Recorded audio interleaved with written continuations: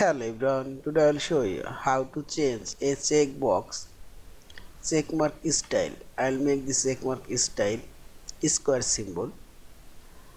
Click on this form option, this menu bar already selected, and here you will find this select option. Now click on the select and reshot. Now click on the checkbox and select. Now press right button for the mouse cursor and select properties dialog box.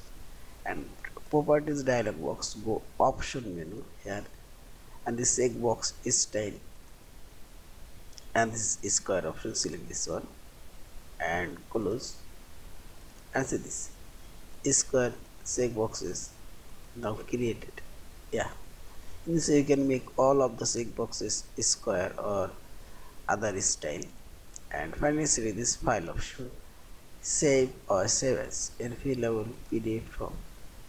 Thank you for watching. Subscribe, like, share and comment.